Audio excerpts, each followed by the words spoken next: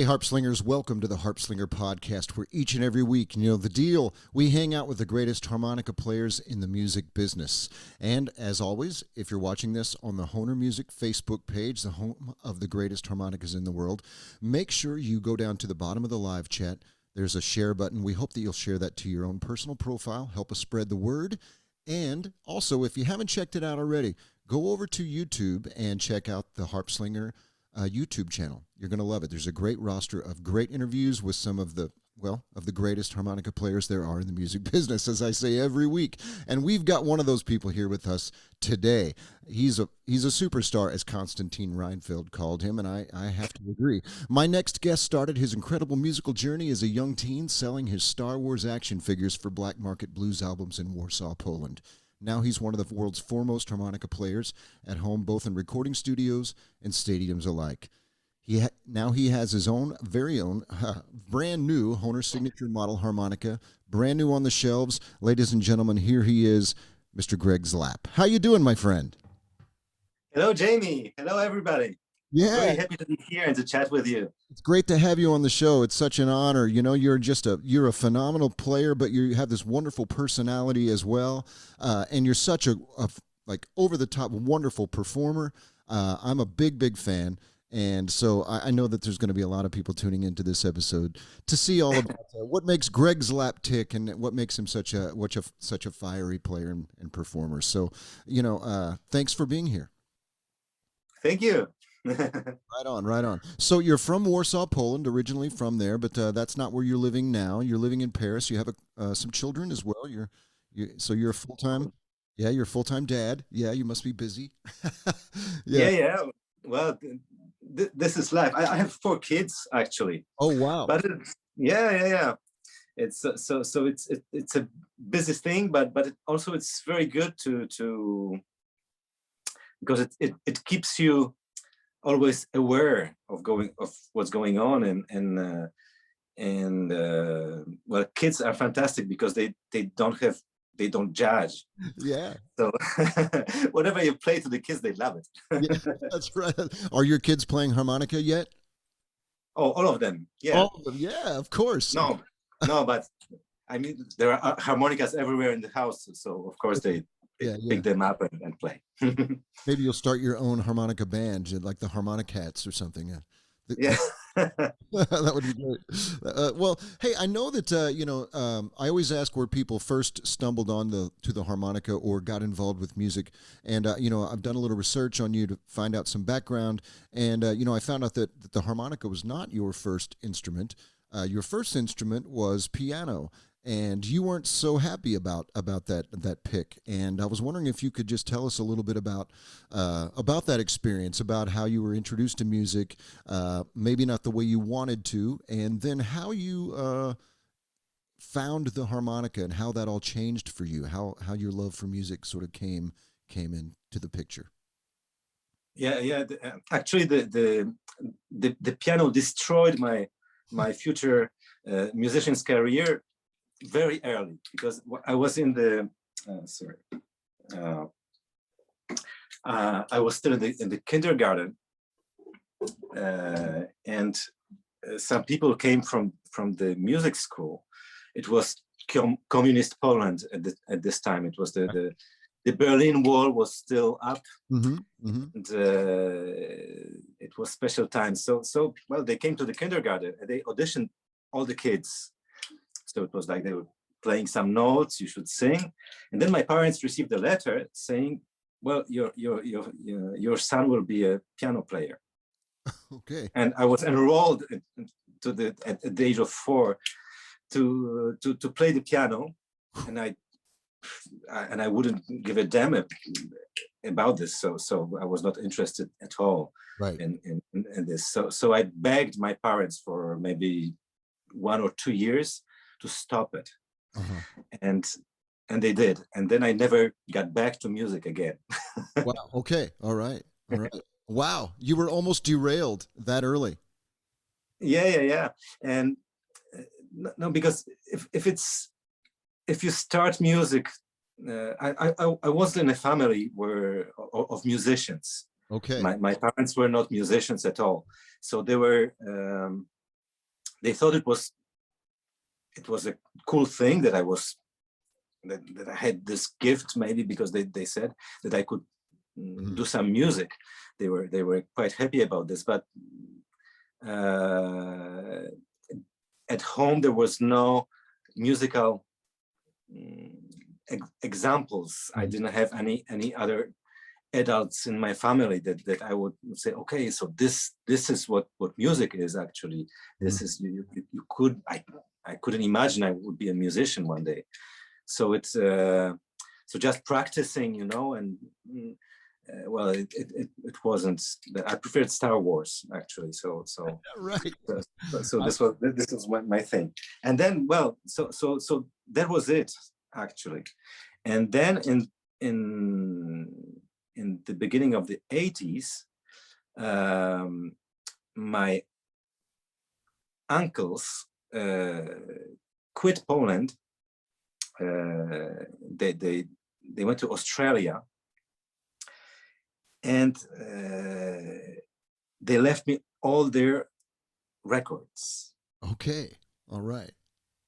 And among those records, I found the records of Kiss. Okay. All right. The rock band Kiss. Yeah. Yes. Yeah. Right on. And actually, and actually, this I really love the covers and the special thing of makeup. Yeah. And I think I had the Kiss Alive album, and so I saw the stadiums and the crowd and all this thing, and so I started looking at the covers and wondering, okay, Gene Simmons, he plays bass. What is it? I mean, how could I hear it? And actually, I think my musical ear developed with Kiss, because I started listening to the music and try to know what is the guitar, rhythmic guitar, drums and bass. So I liked it a lot. And then I received a gift, which was a harmonica. And well, for me it was very special, because at that time in Poland, I never left Poland before going to France actually. So all the idea of liberty and possibilities, it was the United States. I watched movies and I was very much attracted to this idea of liberty. I would say that you can do, if you want to, you can do anything. Right. And so the harmonica, I didn't know anything about the blues, but the harmonica came directly from the United States.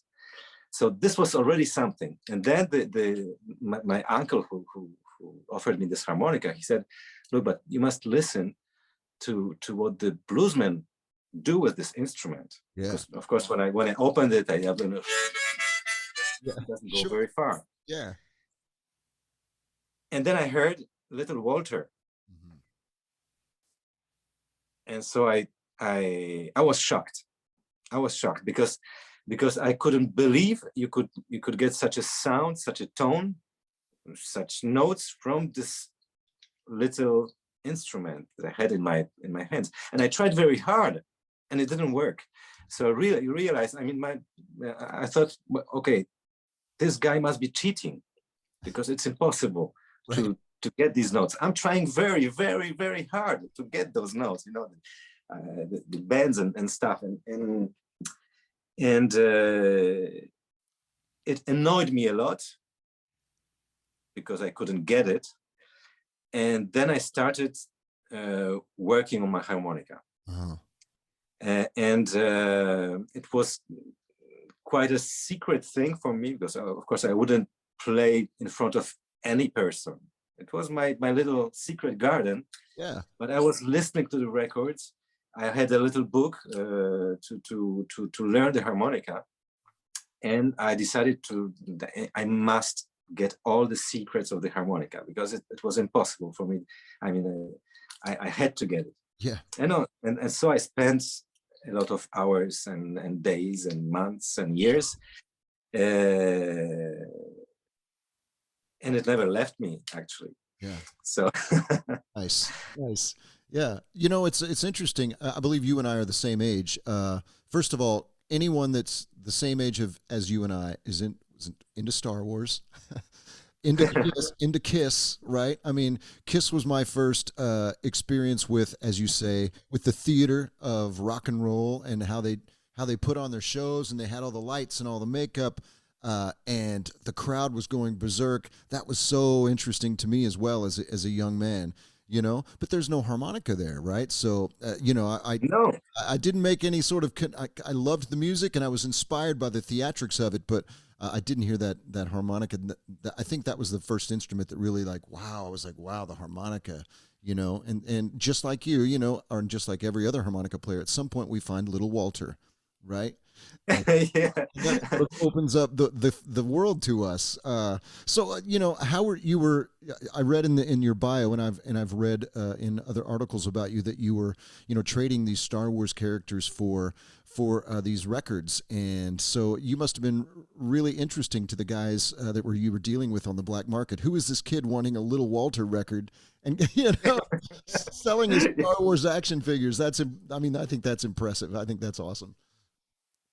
Then I regretted, years after, I regretted that I left all my Star Wars figures and stuff. But fortunately, when I came to France, I bought them again, all of them. So I have a big collection.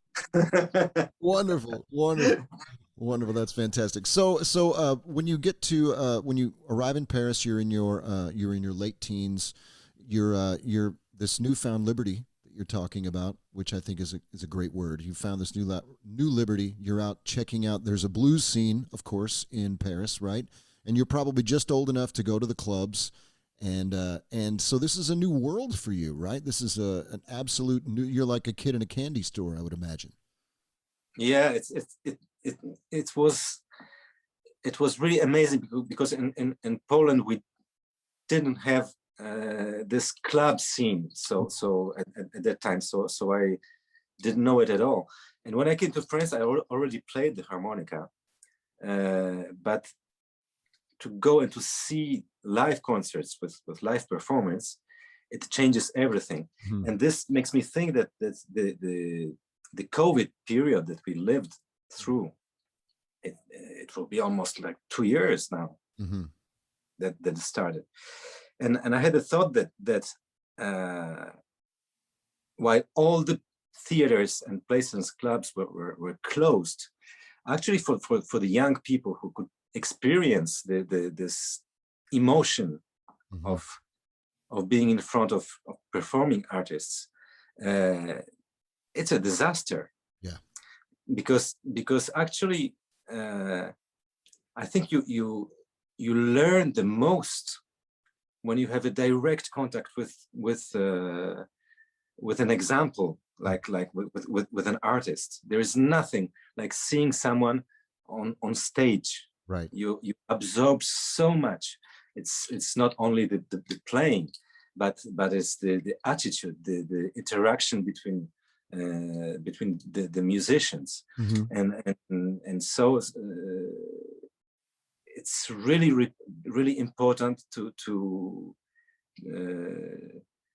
see these shows if Mm-hmm. you want to develop your musical abilities. And this is what happened to me in Paris. I went to a club which is called Utopia. Mm-hmm. It's a very small blues club in Paris, but there are fantastic musicians playing. And that night there was J.J. Milteau, Mm-hmm. who is the biggest French harmonica player. Yeah. And he was playing there. I was really blown away. First of all, I saw the stage. I saw the chair on the stage. On the chair, there was a suitcase opened. Right. And the suitcase was plenty of the harmonicas. Yeah. Yeah. Right. Exactly. I've never seen anything like this. And and then they started playing, and I remember I was like soaking up all the music, all that was happening on stage, trying to remember the phrasing, the themes he played. When I was going back home at night, I was thinking about all these sounds I heard, and this is the best thing to do, is to live it really. Mm-hmm. Absolutely. Did you end up studying with is it Jaja Milteau? Yes, Jean-Jacques Milteau. Yes, yes. Actually, after a few years of going to see of going to see his shows, Mm-hmm. I thought myself bold enough to ask him if he could give some private lessons. Mm-hmm. And I remember he gave me his card, but he said something. Oh, there are so many people asking me this, and then sometimes they don't come. So something. If you are really serious, yes, but if you're not serious, and it was such an effort for me to ask him, Mm-hmm. that I was quite angry about this answer, I must say.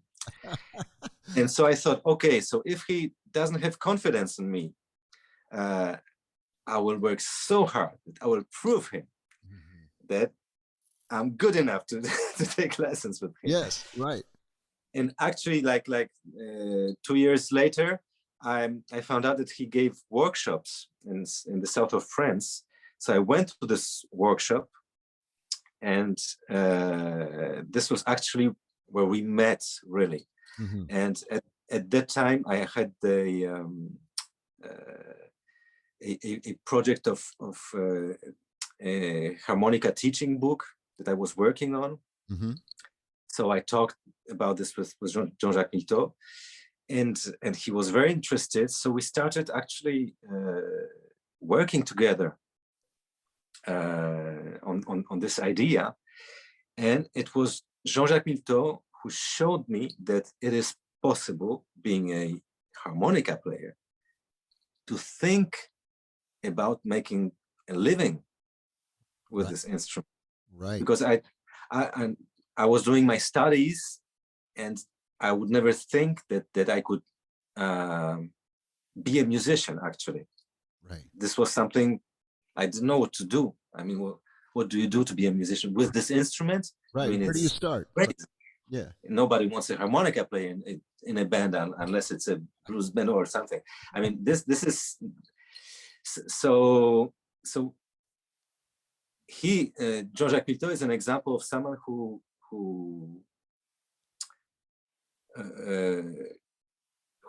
can put up projects. He's in front with his harmonica. He composes, and he popularizes the harmonica. He works with big stars at the moment. So in France at that moment, when you thought about the harmonica, the only name that people could think about was Jean-Jacques Milteau. Mm-hmm. And so thanks to him, I thought it was possible. So I did it. Yeah.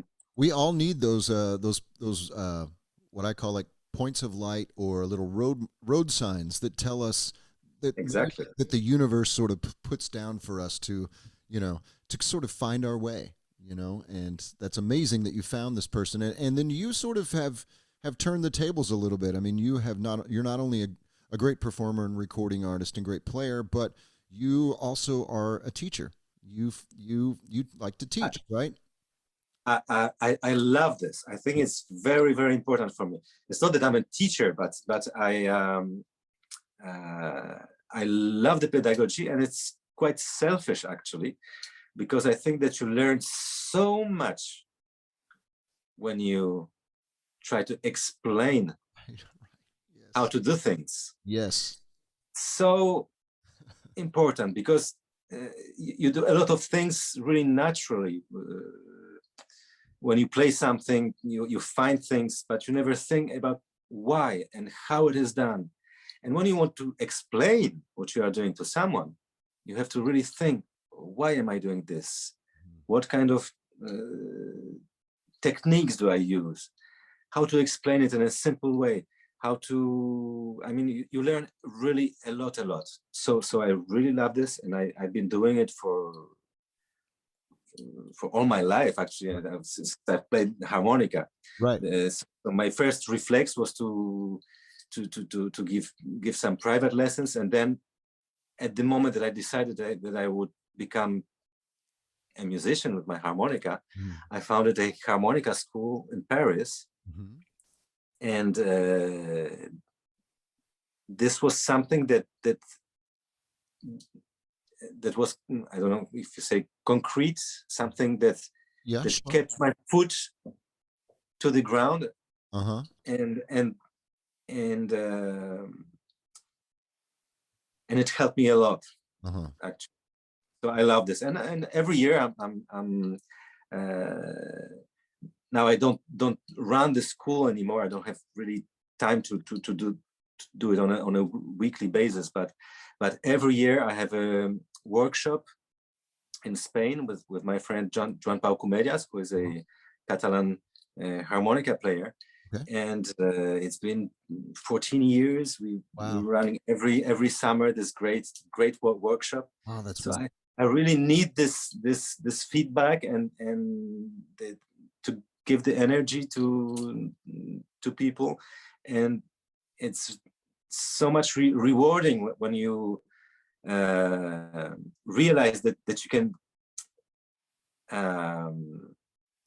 give the spark, the emotion spark, the thing that people will continue working on their harp with pleasure, and they will understand some things. So I really love it. It's a fulfilling thing for you and the student. I mean, and I think it's profound that that you do that, and it's wise. I think that for your soul, I think spiritually speaking, that's really a great way to approach life. To be giving back and to see what comes back in return. I mean, I just spoke with one of your students a few weeks ago, Rochelle Plaz, who is, as you know, a phenomenal player, and I think that what she's doing speaks to the spark that you lit in her. Yeah. I hope so. Yes. Yes. When Rochelle, I think she was not even 10 years old. I don't know. Maybe she was 7 or 8. I don't know when she was taking lessons with me, and it was incredible because she was at that time she was also a judo master. Right. Yeah. She was in judo competitions. Yeah. And so she had this sportive spirit, that and I remember that she was recording. Actually, I was giving a group classes. It was not in individual classes, but group classes. She was recording everything, and then the week after, she was playing every single note I played. Wow. but when I was giving examples or something without thinking about what I was doing, then she could do it the week after. She could do it with the same tone, with the same vibrato, with everything. Wow. So this was amazing. And at one point, I told her, look, now you know everything you need about the technique. The thing you must do now, find yourself a band, play with a band, and record. Right. Great advice. Go. And go. I don't want to see you anymore. So that's great advice. I agree with that's the best thing to do. And so tell me, at what point did you do that when you were in Paris? Had you, by the time you were teaching, were you already playing with with your own bands and sitting in with other bands a lot, or was this something that followed your teaching career? At what point did you become Greg's? No, actually, it was part. I was still in the university, Okay. and actually, I found there was a friend saying, "Okay, I'm a drummer, and we're going to get a band together. Do you play something?" And I said, "Well, I don't know if I play, but yes, I play a little bit of harmonica." "Okay, come with us." And so we had our first band with rehearsals, and actually I had 3 harmonicas maybe at the time, 3 keys. Wow. Which keys? Which keys did you have? I don't remember. But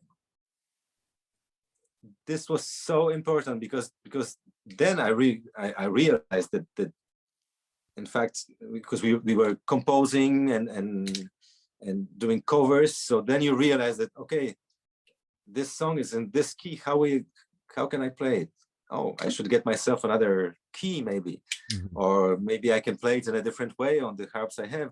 So this was great, and the thing that I liked the most was the first experiences on stage, because this is a completely different thing when you go on stage and you play in front of an audience. This was an incredible experience for me. Yeah. That I played the harmonica and people clap their hands. Yeah. After the solo, I thought, what's going on? Because and yeah. So it started like this, and then I got my own band, and I started composing also very early for the harmonica, and there it went. Yes, there it went. Yeah, right on. So you're a singer. You're a singer-songwriter, recording artist. You've done a lot of session work. I mean, let's talk about your session work. You started doing sessions in Paris as well at a pretty young age, right? You've done commercials. You've been on movie soundtracks. I've been listening to some of those, some really cool stuff. Not the commercials. I didn't find the commercials, but I did find, some of the movie soundtracks and things of this nature. So do you remember your first recording sessions? Oh yes, I remember my first recording session. Yeah, tell me all about My it. first professional recording session, which was great. So actually, when I started, Jean-Jacques Milteau started recommending me to people. This is how I got into this world of professional musicians. Yeah. So one day I get a call from someone saying, okay, we are doing a commercial. I'm calling you on behalf of Jean-Jacques Milteau. Look, it is very easy. You will have 4 notes to play. And it's paid. I don't remember what it was, but it was a real professional pay. Yeah. Said, okay, I'm ready. Yes. And then I thought, okay, so if I divide the money I will get into 4, 4 notes. It's quite a lot of money per note, Yeah. So I was really happy with this. And so I went to the studio, and then the troubles started because, okay, I had to play something like this. It was this. Okay. So I played, but then they started saying, okay, could you play it? It's great. Can you play it slower? I can. Can you play it faster? Yes. Can you play it higher? Okay. And it went on 1 hour, 2 hours. And I tried all the positions, bending, virtuoso things. And at the end, the guy said, could you play like Bob Dylan? Yeah. And I said, well, yeah. But I was a bit, I wasn't very happy because I thought, okay, I can do more technical things. I worked so hard, and so I played something like this with not clean notes, and they say, yes, this is it, great, thank you so much, and I got paid. And so when I was out of the studio, I thought, what happened there? Right. I spent years working on my harmonica, and at the first time I have a professional job with my harmonica, actually what they paid me for was to play like a beginner in a way, because I had to play not in a precise way, but with double notes, something really. And then I realized that in fact, this is what harmonica is about. That we, the harmonica players, we have an image of the harmonica. We know where you can go. We know that there's the horizon is somewhere there, very far. Yeah. And we can try to do a lot of great stuff on the harmonica, but it's only us who know it. And for the average audience, the harmonica is something very, very simple and natural. Mm-hmm.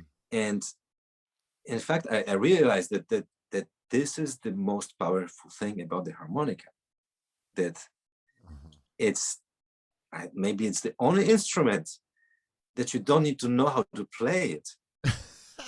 And you can be, yes. and you can play. Look, there are so many singers in bands who can pick up a harmonica and play a solo, and it's great. Yeah. And it's great. So you have this duality. Actually, it's such a simple instrument. Everything is done for you to be able to play without knowing how to play it. I can play whatever I want, just breathing through my harp. Well, it's great. Yeah. This is harmonica. It's harmonious. It's beautiful. Right. Exactly. Works. You just breathe through it, and this is great. And at the same time, it can be such a complex instrument where you can do all the music you want. So it's really particular. And actually, from that time, I realized that Bob Dylan, who some of us might mock, maybe quite easily, because we can, once you've learned how to bend, overblow and stuff, you say, okay, Bob Dylan, what is he doing? He just plays straight notes and it's just like this. No, this is so powerful because he caught the spirit of the harmonica. Mm-hmm. And he's known all around the world for his harmonica playing. Isn't it crazy in a way? Yeah, it is. Yeah, it is. I've had this conversation with a number of wonderful harmonica players, and it's always sort of the same thing.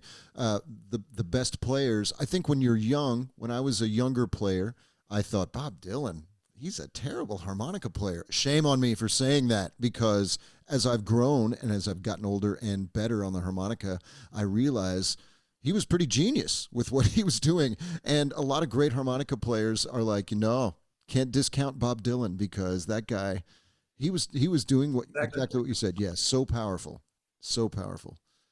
and probably responsible for a lot of guys learning how to play harmonica, right? I mean, exactly. Yeah. And so now I have a lot of respect for Bob Dylan, and actually many times when I go to do recording sessions for different artists, I'm asked to play. They always say, "Can you play like Bob Dylan?" So no. What I cannot play like Bob Dylan, because everyone has his own personality. Sure. And I try to get, I cannot get the same tone as Bob Dylan. It's impossible to, because it's so personal. But I understand what it means, that you have to be able to get to what people generally imagine as being the sound of the harmonica. Yes. Yeah. And on the contrary, if you play something which might be very complex on the harmonica, I have an example. For example, you take Howard Levy, right?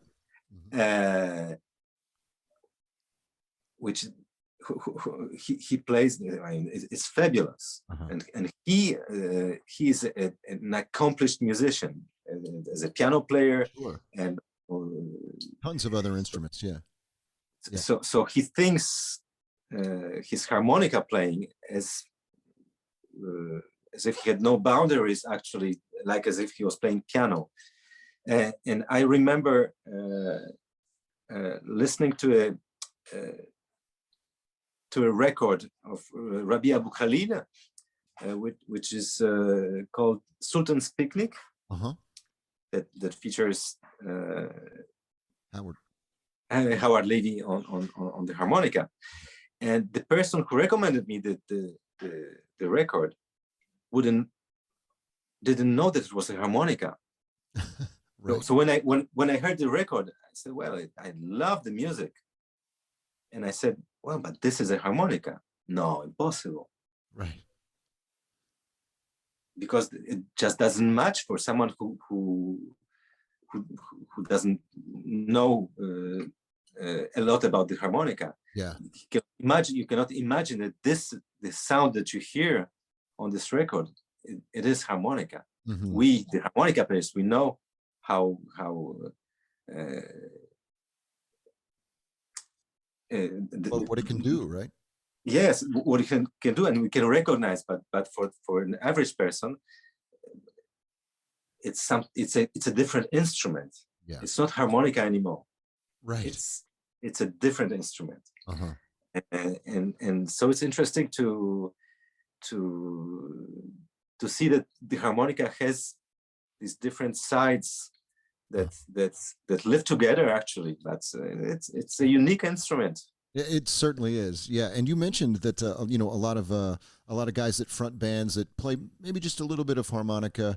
A lot of singers that do that, pick up the harmonica once or twice in the show. You lead with your harmonica, but you're also a singer. So you're sort of the other way around. You're sort of the opposite of a lot of these guys. But you're also a fantastic singer. I really like your voice, and I'd like to know more about vocals, about how you started being a singer.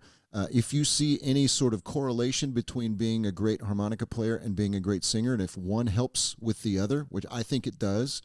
Breathing control, phrasing. I have my own thoughts on that, and but I'd love to hear your take on that. Yeah, actually, it's fine. I don't consider myself as a singer, and I don't want to, because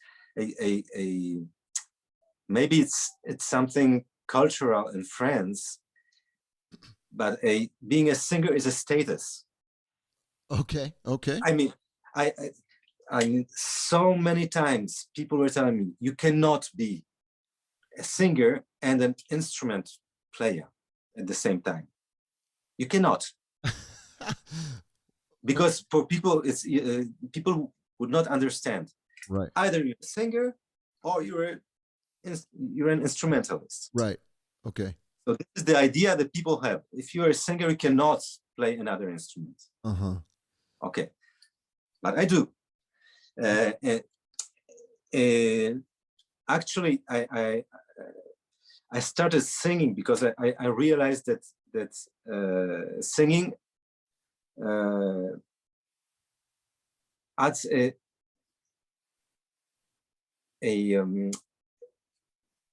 dimension to your show. Yes. Singing is the most natural way of communicating with the audience. Mm-hmm. When you do only instrumentals, I started doing a lot of instrumental songs and tracks, or so when I started playing with my band, most of my show was instrumental, actually. And I realized that it's not so easy for people who are used to listening to the radio, to songs, to get into this world, or to the instrumental world. Yes. Unless you go to really into the direction of jazz, where the public is cultivated in listening to this music. Yeah. You have codes. So the public understands the codes, and then it works. But if you think about a large audience, if you play in a bar where people are talking and drinking beers with instrumental music, it is much more difficult to catch people's attention, and because they will not make an effort to listen really to the subtleties of the playing. So I thought, that the singing would help me to communicate with the audience. So this was the first thing. So I started singing, and now I like considering singing as the voice as an instrument in a way, although I do not work on it as I work on my harmonica. I mean, playing the harmonica is much more natural for me than to sing. And I had an interesting experience when I recorded one of my albums, and the sound engineer said to me, "Well, what's going on? When do you breathe actually when you sing?" And I thought, well, I don't know, but it's true that most of the time when you play harmonica, you breathe in. And actually the singing is the exact opposite. Because that's true. Because you exhale, you sing blowing your air away, and you play the harmonica inhaling the air. So I thought, yes, it's true. I have the reflex of not taking my breath before singing a phrase, because I know that on the harmonica it's rather I should rather release the air before playing, because I will play most of all. Yeah, that's true. Everything in. So this was funny, but I actually, there is something in the harmonica player. There is something that you can connect to singing, is that it is the only instrument that you play breathing in and out. Right. So it's very interior. It's very it's something very, very personal. Right. It's something mysterious. The sound happens inside of you. And actually the vibrations you give when you play the harmonica are similar to human voice. And when you listen to Sonny Boy Williamson, for example, his way of singing and playing the harmonica, you find the same vibrato. Wild, right? Yeah. You find the same phrasing. So I think it's really, really connected. Yeah. It's really connected, and it's I think the harmonica, it's and this is why it touches people so much, because it is connected to your soul in a way. I don't know how to say it, but it's something interior. It's as if your soul was Mm-hmm. speaking in a way.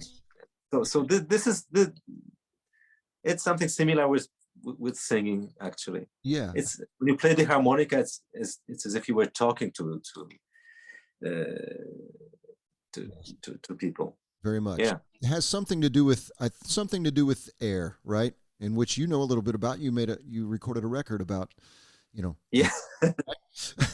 So yeah, I agree with what you're saying. You had an interesting point about people's conceptions of music, or of the harmonica and where it sits in music or not, and how people think of just instrumental music.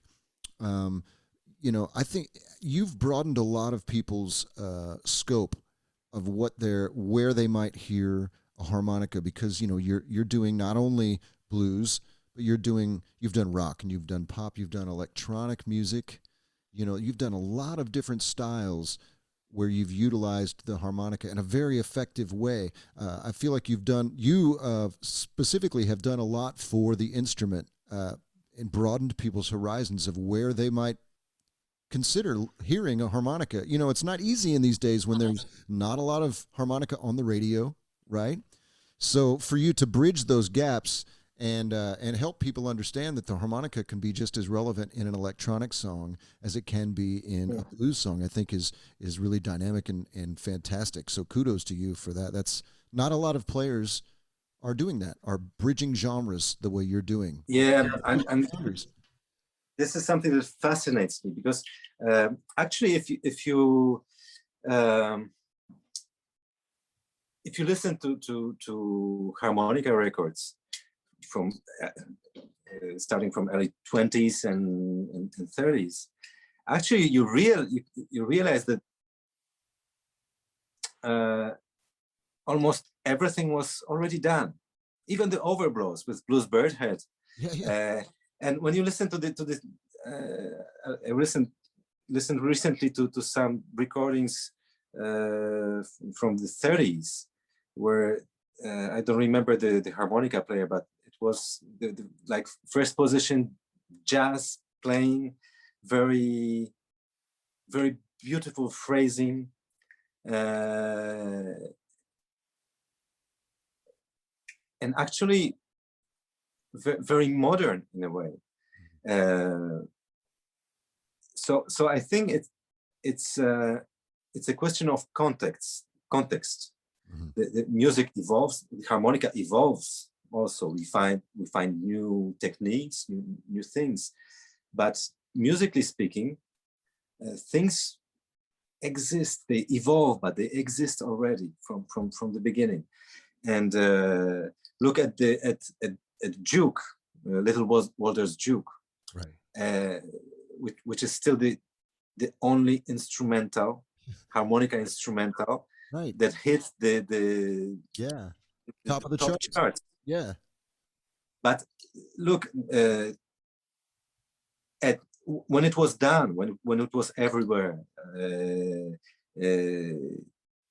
it was very very modern. Mm-hmm. So now we listen to it as being a blues and something that we know, but at this period it was something completely new and surprising for people. Mm-hmm. The sound, the studio effects that were Right. used on this record, the echo and Uh-huh. stuff. It was something very very modern. I think you can compare it to electro harmonica Yeah. and today, and so the difficulty today is to I mean, what fascinates me is to put the harmonica that we know in a new context, Mm-hmm. because otherwise, I mean, in a context that the big audience can accept Mm-hmm. as a sound. Because of course today you will play you do not hear a blues harmonica player on a mainstream radio. Oh. It's impossible. Right. And so many. I mean, I heard with my records. I was trying a lot of times to get to the radio. Sure. And people say, "Oh, there is harmonica." No way, no way. Mm-hmm. Right. It's a sound that people don't know. It's too much bizarre. Don't put harmonica on the record. And then I had the chance to work with Klingon, with the DJ Klingon, and so this is house music, and he asked me to record some harp.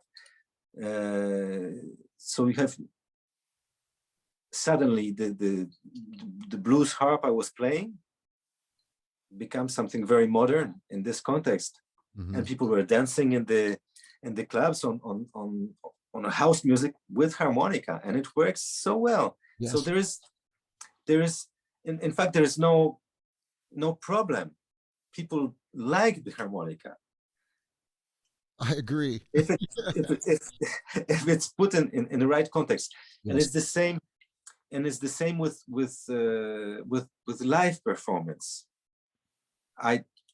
When I play live, I don't see people saying, "What is this thing? We don't want to listen to the harmonica." No, they are happy and they are astonished. Right, they're into it. And I think that most of the harmonica players, everybody that is with us now, they have the same experience. When you finish your gig and you get off the stage, people will come to you and ask and tell you, "I didn't know you could get such a sound with a harmonica." you know this, no? Yes, of course. Yeah, every show someone says that. It's amazing, right?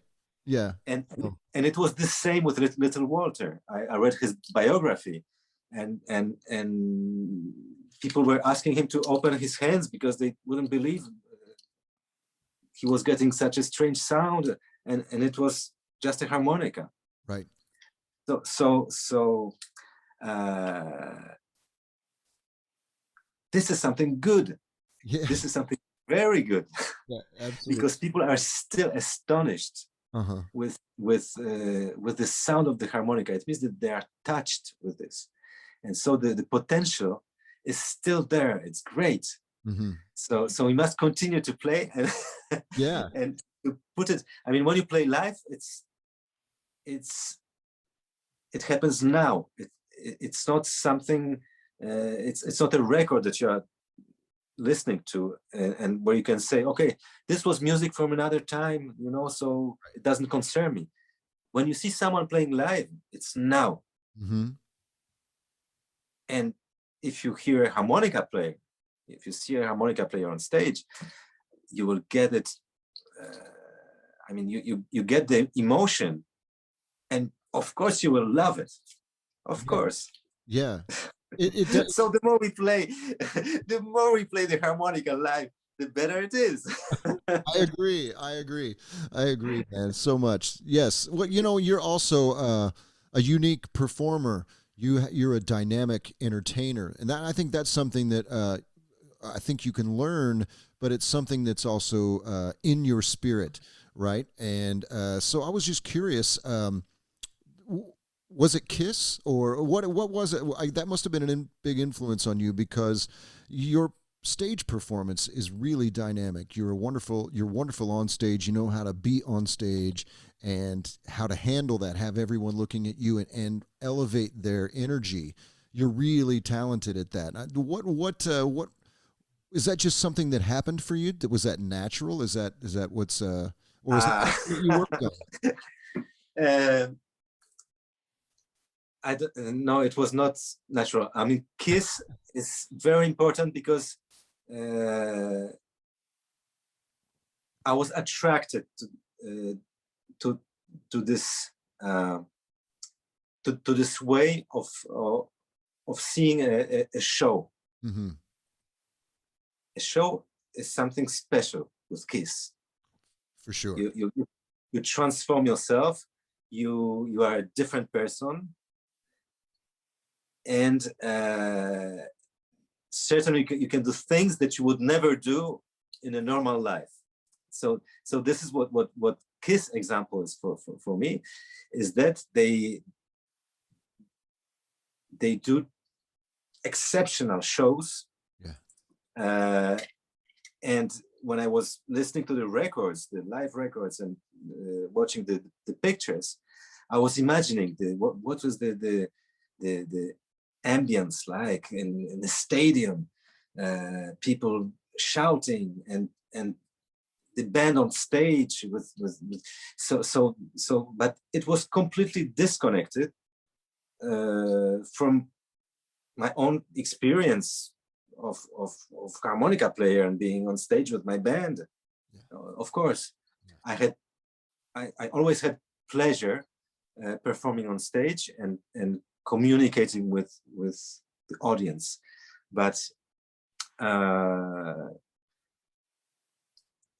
at the beginning I thought that there were a lot of things inappropriate that you should not do on stage because it might be ridiculous. Right. Okay. Yeah. Well, maybe. Yeah. Sure. I wouldn't dare do certain things on stage. If I mean, I wouldn't like Gene Simmons who puts fire, you know. Yeah. Yeah. Sure. Yes, or spit blood on stage. I would think it.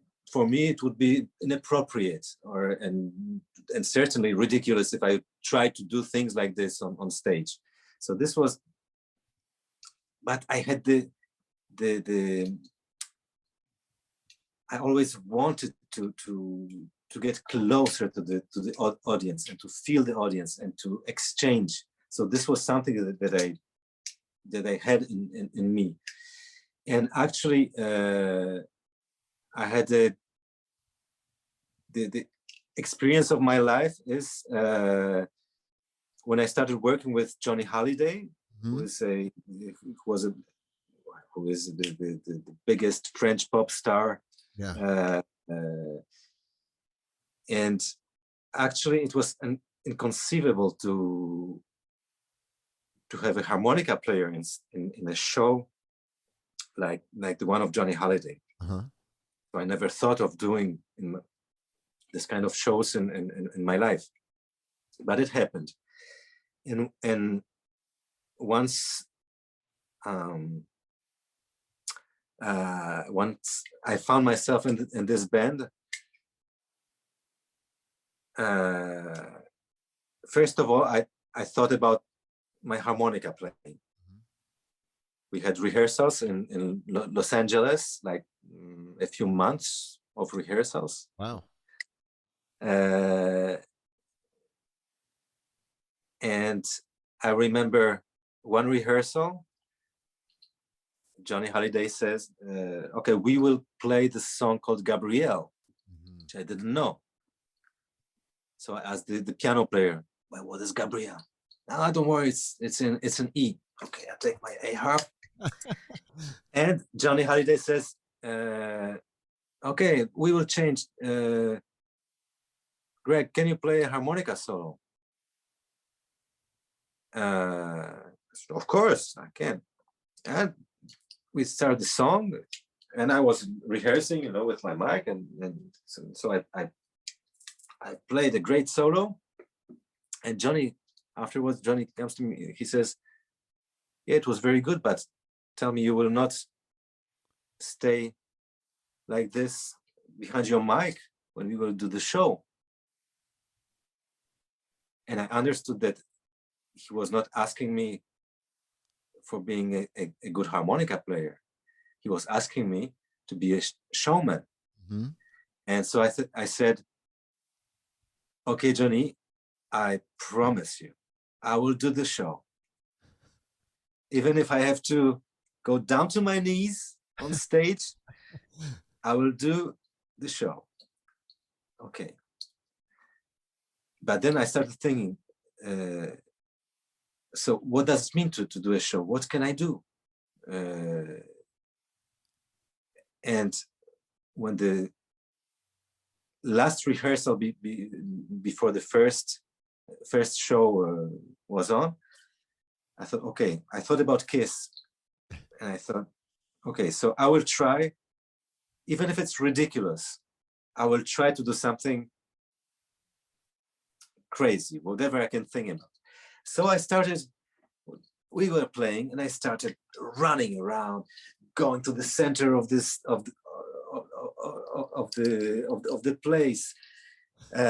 On the solo of the Gabriel solo, I made a very long note, and I dropped to the floor, on my knees.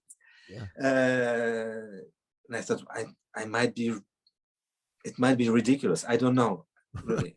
And then Johnny said, okay, that's it. Do exactly like this. So the way was free, actually. And this is, it was a kind of, I had the permission, actually, to do whatever I want, and no limits. Right.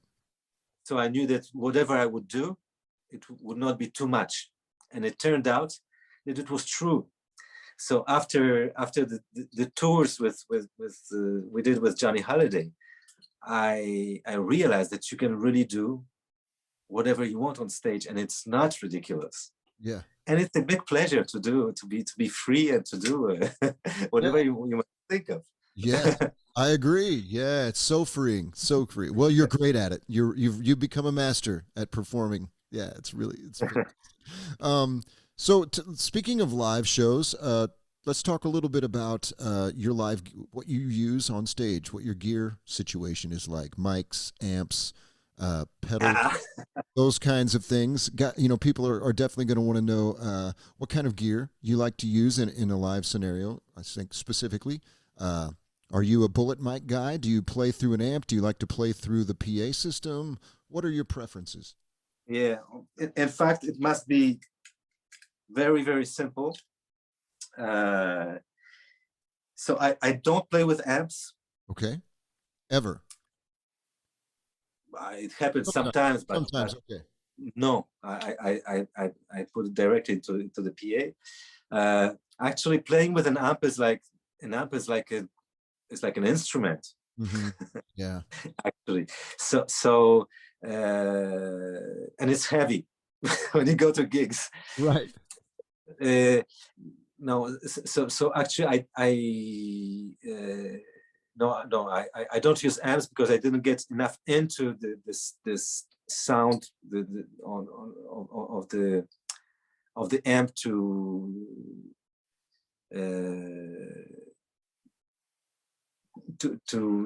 like it in any situation.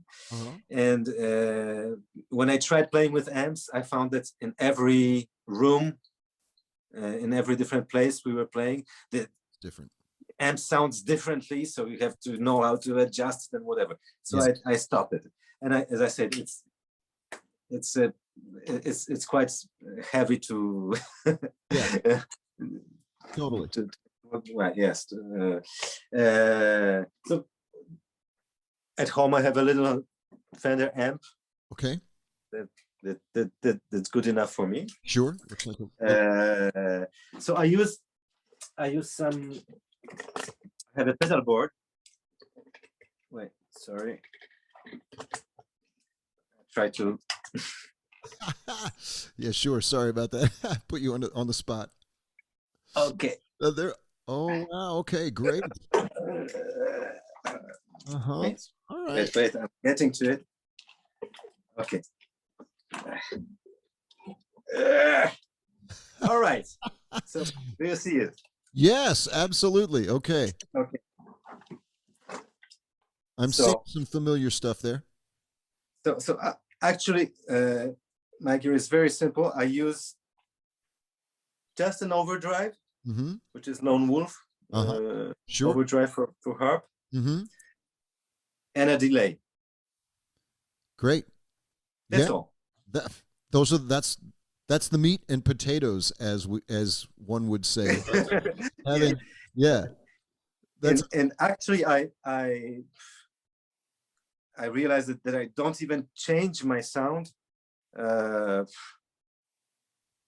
use most of the time. I use exactly the same settings, which would be you can do a lot of nice things with a delay. I love the possibilities. Yeah. But I end up when I'm on stage, I end up with one setting, which is one repetition, long delay, like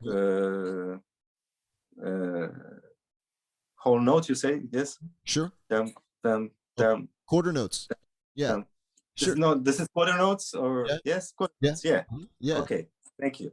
So like a quarter note delay with one repetition. Nice. Like a slapback delay, sort of, right? No, longer than a slapback. Little longer. Okay. Tack. Okay. Tack. Nice. I dig that. So, and I noticed that you also have a couple of vocal pedals there. Is that the TC Electronics mic mechanic? Is that what that I saw? Exactly. Yeah. So this is quite recent. I have yes. So this is for vocals, but it's for singing. Actually, I don't use them for the harmonica. Right. Okay. All right. I'm curious. How do you utilize the mic mechanic with your vocals? Which settings are you using? Because there's a lot there. It does a lot. Yeah. Actually, I the mic mechanics it's very useful when you play gigs where you don't have a assigned sound engineer.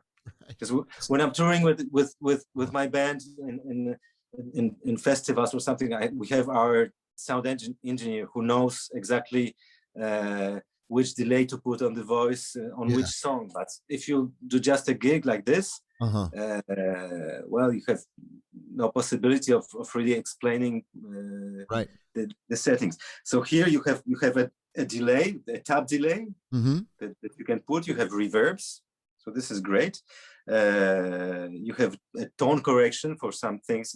It can be nice. Yeah. And then I have another one, which is the D1 TC Electronics, which gives you the possibility to double your voice in like a harmonizer, sort of. No, I mean you have the octave up and octave down. Okay. Effect, but there are doubling. Literally doubling. Okay. All right. So you have like the close doubling. You have loose doubling. You have detune doubling. You have some shout effects. So so it's really cool. I can. Oh, so you see, I don't know if you hear the delay. Yes. Yeah. If I put it a bit stronger. So actually, this is my harp setting is more or less like this.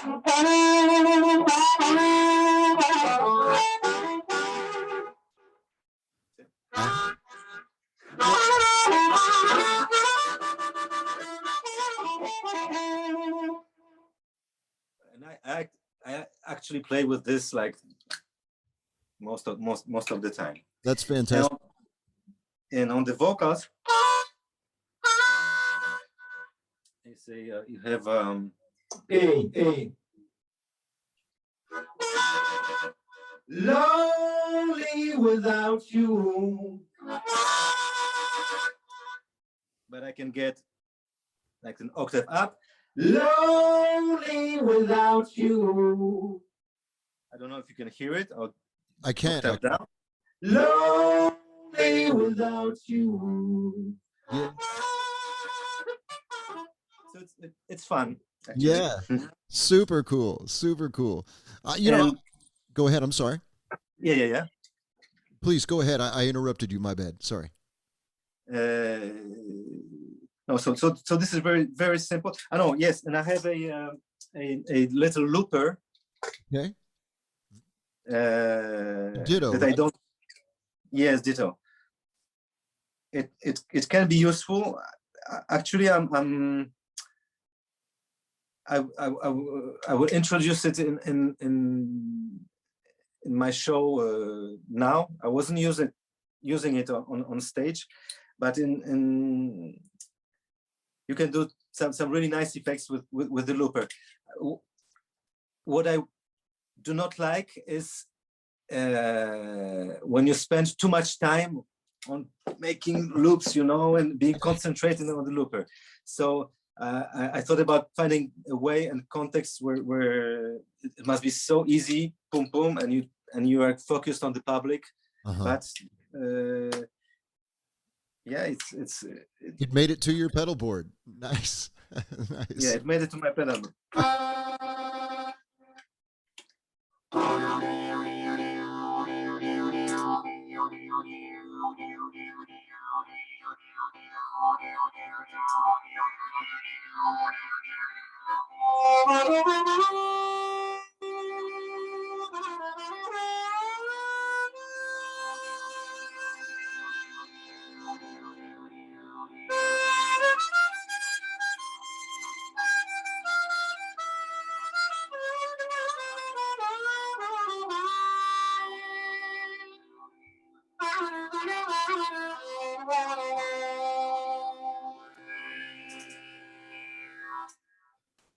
I have to get one.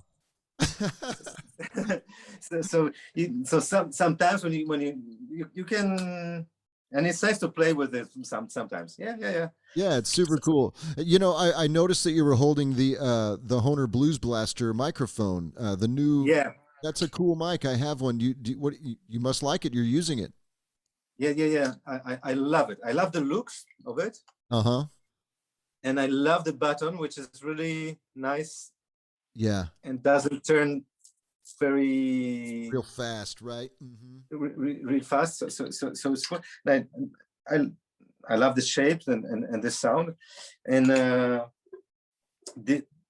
only thing is that it's a, how do you call this kind of connection? Oh yeah, it's an XLR. XLR connection, yes. XLR. So it's supposed to be XLR connection, and on the other end, you are supposed to have a jack. Right. And well, I didn't find the right jack apparently, so that it works. So I'm using an XLR cable. Yes. All right. Yeah, that works with an adapter. With an adapter. Yeah.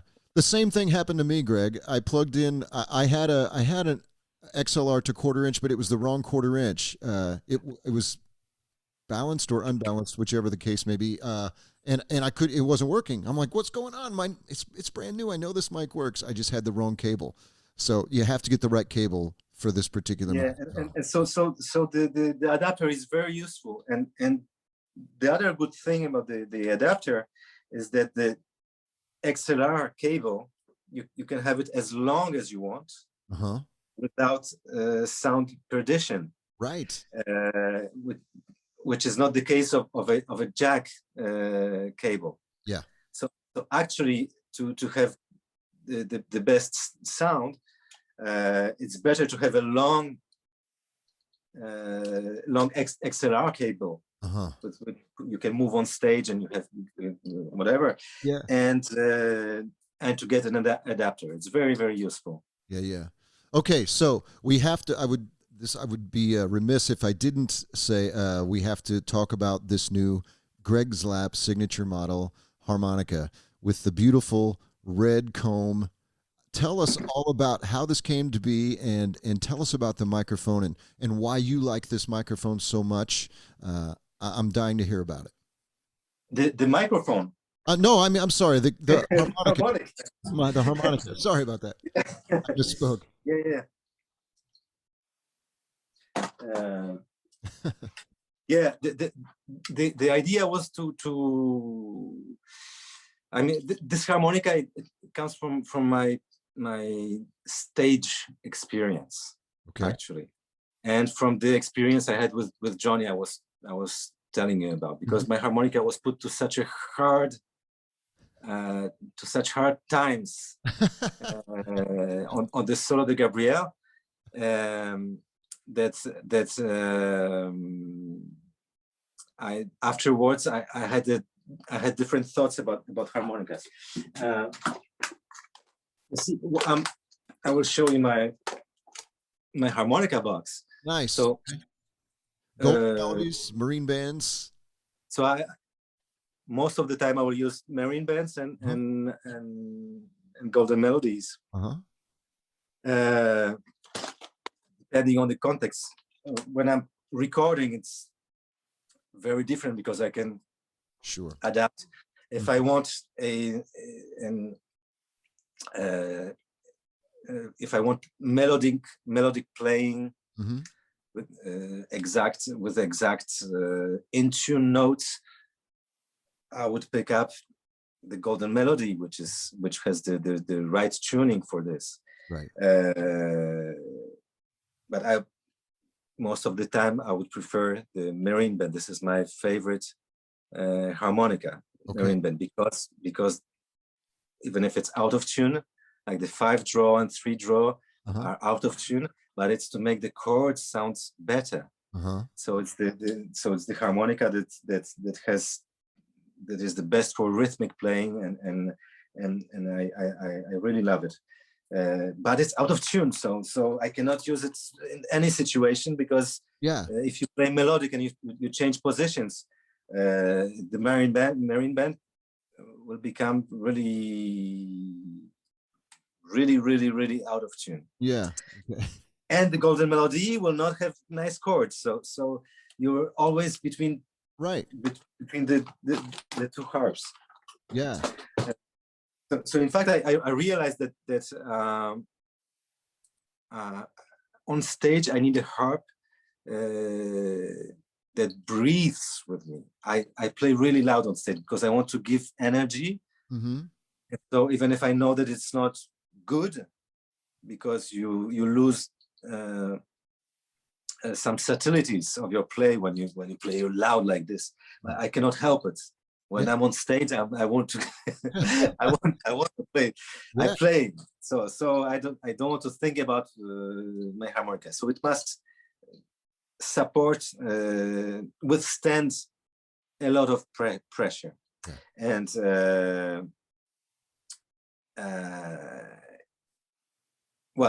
and working with Hohner on this harmonica, I thought, let me think about a harp that I would that I could recommend to any player, whether it's a beginner or an advanced player, and that I could use really on stage, something that's perfect for me on stage. And actually I looked through all the different models, and I picked up the Rocket, the progressive Rocket. And I thought, that's it. This is, for me, this is the perfect match. First of all, because I love the open sidebands. It's like, reminds me of the marine band. You have just one screw here, because and another thing, I cannot play with customized harmonicas. When they are too tight, when they are too well adjusted, I just when I'm on stage, I block the reeds immediately. It's a horror thing. I know. I mean, when you go on stage and you must think, okay, my reeds will block, and suddenly you cannot play. It's horrible. So the only thing I'm doing when I'm before going on stage is to put my reeds away from the. You gap them differently. I gap them.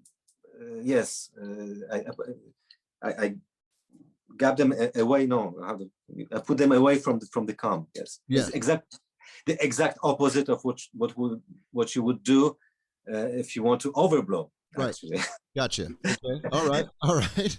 So the thing is, yeah, the harmonicas that are prepared for overblowing, I mean, on stage I cannot play them. It's impossible for me. and so I need my harp to breathe. And this one is really the good thing, and it's really open from the here. This is open. This is open. There is just one screw. Okay, perfect for me. And still the overblows, they you can play overblows. So wow. For what I needed, I don't see any problem. And so first thing is this: I don't want a harp that is too tight. I want it to breathe. The second thing is the comb. I had complaints from some students, from some beginners about the marine bands, because I was saying, yes, start with a marine band, it's the best. Oh yes, but it hurts. It hurts me. I forgot because I'm used to it, but it's true that the marine band's comb is not very comfortable. And most of all, I play tongue blocking all the time. All the time. I don't know how to play just single notes like this. Wow. Okay, I cannot do it. Wow. I cannot. Tongue blocking it. Amazing. Okay, that's interesting. So and this is so nice when you play tongue blocking. It's so smooth. Very. When you have your tongue on the harp, it's really very smooth, and the holes are larger. So I think for the beginners, it's really great. And for me, it's so comfortable. You can go fast, and it's really nice. So this is important. And the third thing is something that I want special on stage. And as I always say, you never go to listen to a concert. You listen to a record. We go to see a concert. Right. Let's go to see a concert. Yeah. No? Yeah. You say this. Sure. No? Yeah, that's you right. Don't say, let's go to listen to a concert. No, it's classical music mainly, but not you go to see a concert. Yeah. It's so important what you see on stage. It's as important as what you hear, actually, and even more because you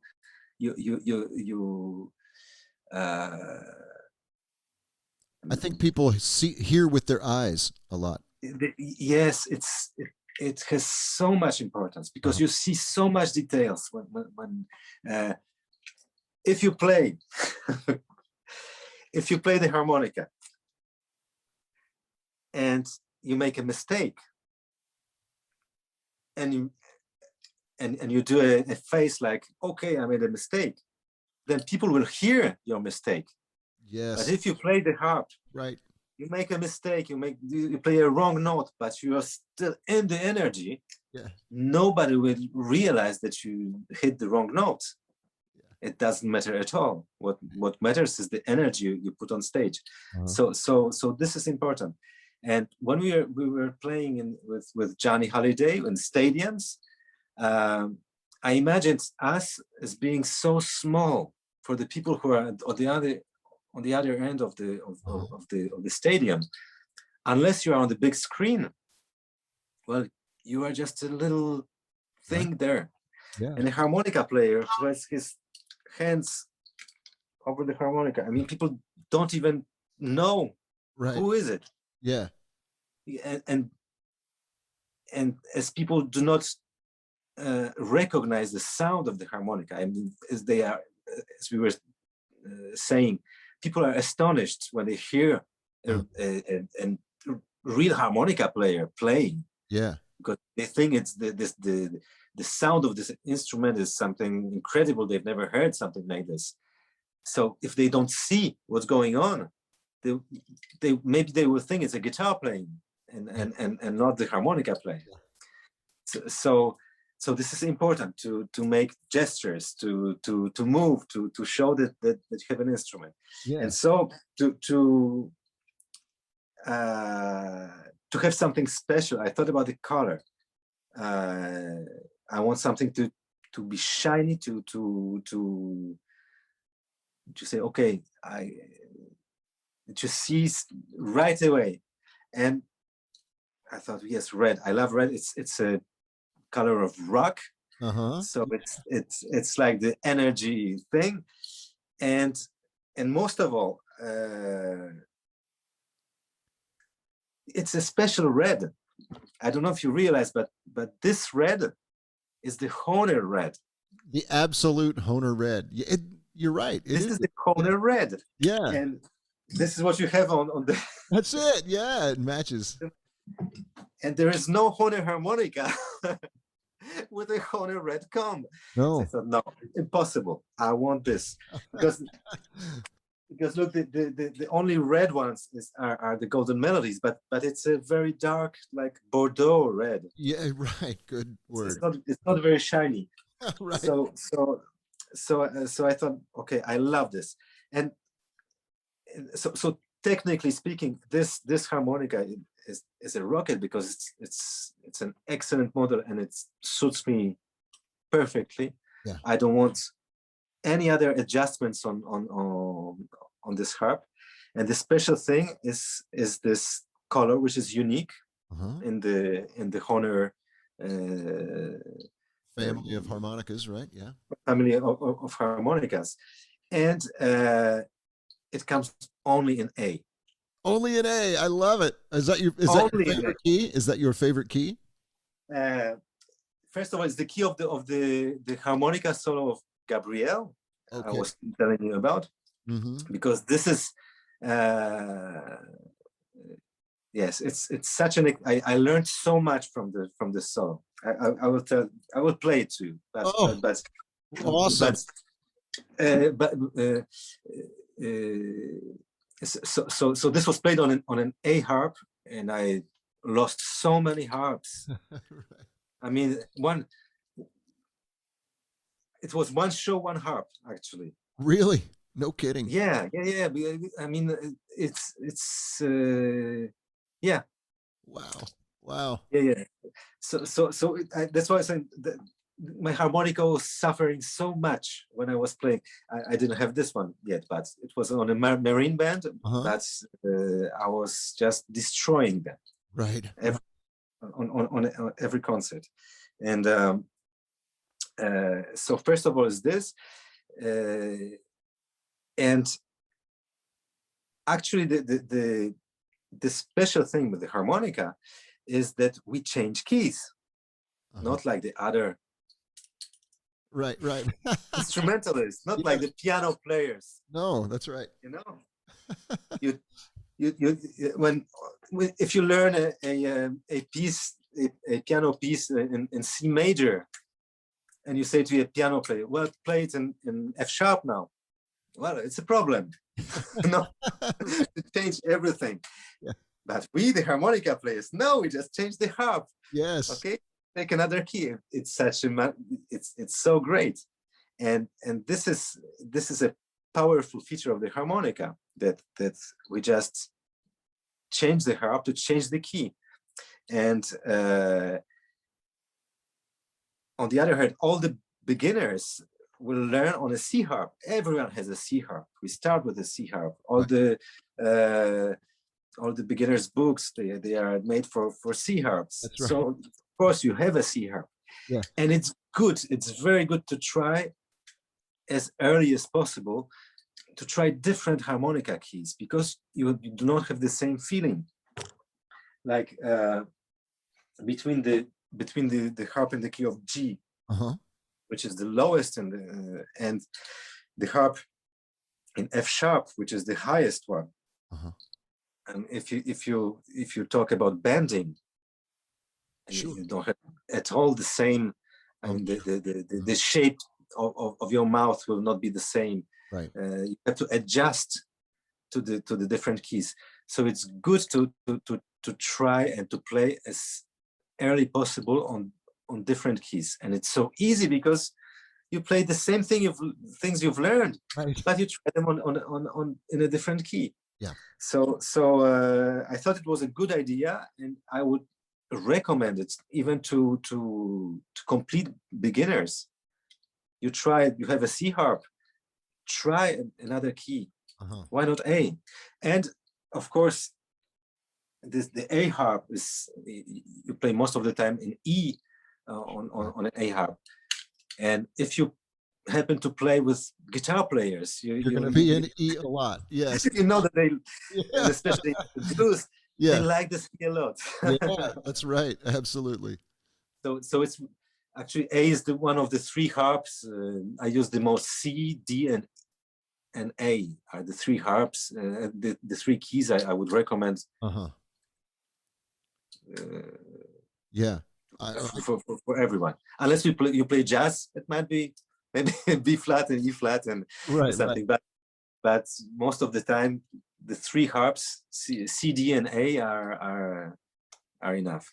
You know, I'm the same, this very same C, D, and A, and also I use a high G a lot. It seems because in America we play in roots music. You hear a lot of things in the key of D. Especially in roots music, they'll use a drop D tuning where they've got the really low E string is dropped down, and the high. You can't really cut through with the low G all the time. Exactly. So yes. I find that I play the high G a lot as well. But yes. And I had one too, but actually I couldn't find the marine band in high G. I don't know if it exists. Is it there? I don't think so. I think you can get it in a crossover. You can get it, and that's what I generally play it in. You get it in Special 20. Okay, because I was trying to find the marine band in high G. I couldn't find it, so I took the F sharp and I tuned it to. I tuned it to That's to amazing. Oh my God! But it was exactly the same thing. It's one of the songs in my last album, and it's in D, and with the G harp, it's really too low. You cannot get the right energy out of it. So it's pretty useful to have the high G. But you're a Hohner artist, like you're a flagship artist. I bet you if you call, they'll send you a high G. You know this, right? Just ask. Yeah. You don't have to tune your own, make your own harmony. No, but I asked Hohner. I asked them, and I asked the Hohner friends, and they told me, no, we don't have high G in marine band. Right. So that is true. You'd have to switch to a different model. So I would like to show you the thing of the. Yes, please. Of this solo de Gabriele. I love this. By the way, I listened to you. I've heard you do a couple of versions of this. One I listened to today was recorded live in New York at the Beacon Theater, which is an amazing theater. And I've seen some great shows there myself. Anyway, I just wanted to say what a great solo this is, even before you play it. And Jimmy Page was in the audience. I was like really? crazy. Oh, man, he must have. Who is that? Jimmy Page was watching. It's crazy. That's so cool. Yeah. And so in fact, the Johnny told me I want a solo, play a harmonica solo, but what I want is I want people to get crazy on this. Okay, easy to do. Okay, I will play a solo and people will get crazy. Okay, yeah, easy to say. So in fact, I played it. We've been playing together for 10 years, so it evolved.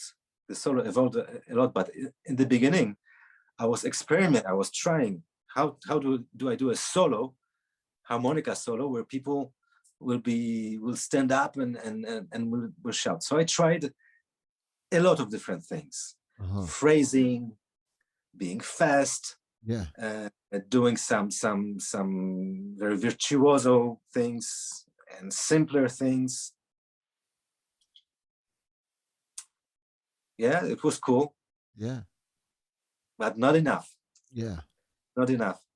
And I found out that actually the simplest thing, the rhythm and the chords, just the simple chords, people were getting crazy. So in fact, I started with the idea of a, like the train effect on the, that's very easy. Yeah. And the idea was to get to do something rhythmic and to keep it long enough and interesting enough for people to get into the groove. Right. And actually, I can do it like this very easily, and there's no technical problem, and anybody can play it. And what I found, what was a big lesson for me, is to do this thing, but you put too much energy. I mean, I did it on purpose. I was playing this solo and I was putting into the solo so much energy that I was putting myself in danger. And that I would break my harp, and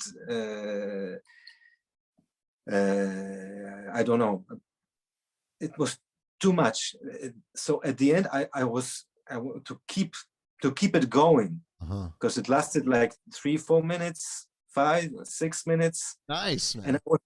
And I was alone in the center of the stadium.